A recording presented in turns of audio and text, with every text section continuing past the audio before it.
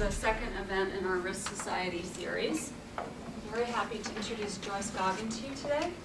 Joyce Goggins, she's currently the acting chair of English literature at the University of Amsterdam, and she's also a contributing emeritus member of Amsterdam University College, where she served as head of studies for the humanities from 2008 to 2010. Her research focuses on literature, film, painting, and new media, all of which she approaches from an economic perspective. And among her many publications on gambling, addiction, and finance in various cultural media are The Rise and Reason of Comics and Graphic Literature, Critical Essays on the Form, a co-edited collection in which she also has an article on Hogarth, 2 edited collections on traveling concepts, one on text subjectivity and hybridity, and the other on meaning, frame, and metaphor, a range of work on gaming, ranging from fantasy and finance, where play money does in game, what play money does in game worlds, to a body hermeneutic, corpus simsi, or reading like a sim. She also has work on the intersections of gaming and gambling, particularly an essay on stacking the deck on a rock, playing cards as generative metaphor, and then work on addiction, of course, gaming and gambling, also modernity in mind, addicted to play, and an essay on addiction as a social construct in the Gilmore Girls.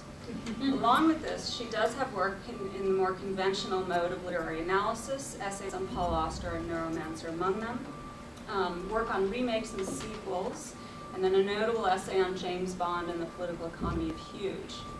She also has translations of work by Tom Gunning and Hans Robert Jauss. And indeed, one of the many things I admire most about Joyce is the ease with which she can move across different languages, fields, and genres.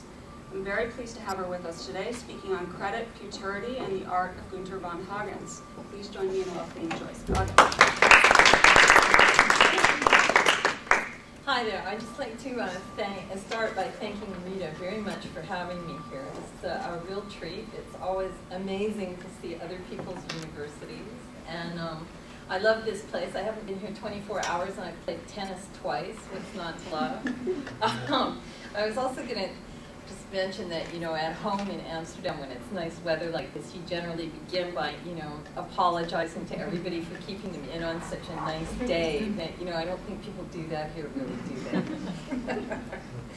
So I'll just go ahead and get started here. This is a slightly elaborate argument, so it's going to be a fairly formal talk, and I apologize for that. But anyway, I just wanted to start out by explaining my title here, and in coming up with this title, I had hoped to draw together some seemingly disconnected threads and cultural productions in a bid to talk about my central concern, namely finance and futurity. My title, for those of us who can remember the 1980s, was intended to bring to mind a song called My Future's So Bright, I Gotta Wear Shades, which, like most popular culture, could be read in at least 2 different ways. For example, people like me saw the song as being hugely pessimistic, suggesting that brightness would someday emanate from a nuclear holocaust as peeping Tom techies with X-ray eyes and 50 thou a year stood by. And you can tell it's an 80s song because $50,000 a year is a lot of money. On the other hand, gatoring frat boys in really big shorts all over the United States of America thought that the song was about how Reaganomics would have stimulated economic growth by the time they finished their degrees, and the Timbuk 3 tune was misguidedly adopted as a graduation theme song on campuses everywhere. I also want to connect the song and my title to futurity as it is expressed in 2 works of art, an expression I use here in the loosest possible sense. The first example is this portrait of Nathaniel Olds, painted by Jephthah Homer Wade in 1837, which shows Olds staring intently into the future, sporting a pair of bizarre green shades. Now, there's a long-standing convention that I'm sure you all know about in portrait painting, from the ancient Egyptians to the present, for the sitter to pose with iconic objects that convey something essential about the sitter's personality, or the wealth and power that he or she once commanded. This would have been particularly true in Olds' case, given the expense of having one's portrait painted in 19th century America, and one immediately understands that those glasses were a matter of great pride, although the contemporary viewer is puzzled as to why. Interestingly enough, while nothing is known about Olds himself, a fair bit of information can still be found out about his glasses, which were designed to protect the eyes from what would have been the cutting edge of technology back in 1837, namely the argon lamp. A precursor to the electric light, the argon lamp burned whale oil and was used widely during the 1830s by Americans fortunate enough to be able to afford them. On the downside, the lamps produced a flame so bright that some feared it could damage the eyes. Hence, wealthy owners of these futuristic lamps, like Nathaniel Olds here, wore specially designed protective eyewear, even in their homes. One might conclude then that the sitter for this portrait wanted to be remembered as the kind of person who intrepidly looked forward to a bright, new, technologized future, and, in spite of the threat of blindness, was proud to show off the protective eyewear he needed to make that boast.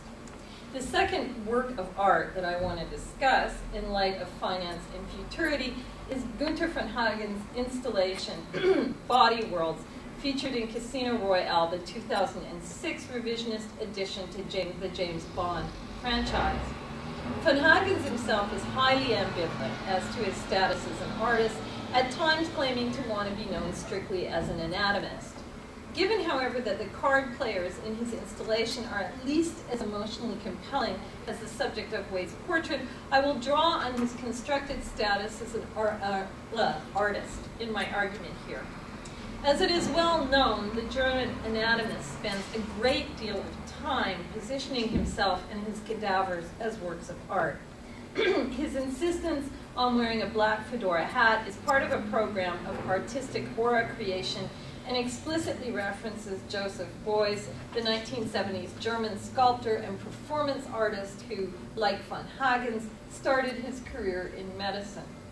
And by posing his meticulously plastinated cadavers to achieve the most evocative results, or by painstakingly aligning them with great works of art from the Renaissance and other periods, von Hagens is clearly aware of the Western art historical tradition that he addresses and to which he seeks entry. And here he is pretending to have something to do with Rembrandt. This said, the issue of whether or not von Hagens should be admitted to the world of high art is not something I'm going to be particularly concerned with here.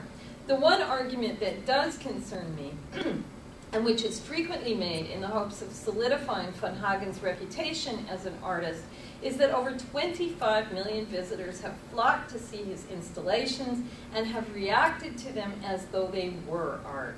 In other words, what interests me is not the essence of the artist and so on, but rather the economic, cultural, and social conditions under which a display of dead bodies might be understood as anything more than aestheticized, sensationalized carnage. But before proceeding with my argument to connect these objets d'art through issues that coalesce around economic modernity and the centrality of futurity and finance, I would like to take an important step backwards. I want to return briefly to the beginning of the financial revolution in Great Britain, which economic historians equate with the Glorious Revolution of 1688, placing its close somewhere around 1776. What made this economic change a revolution is a definite shift in how money was both imagined and managed, and how it affected the morality adhering to both of these operations.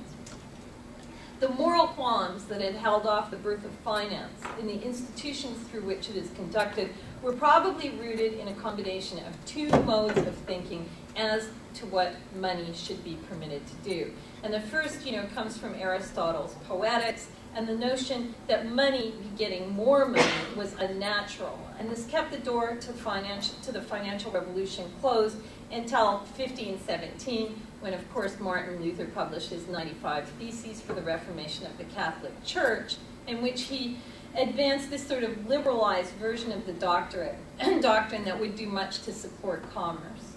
But although this is true, he also wrote a long sermon on usury in 1520, which is indicative of his continued disapproval of money lending as a means of generating wealth.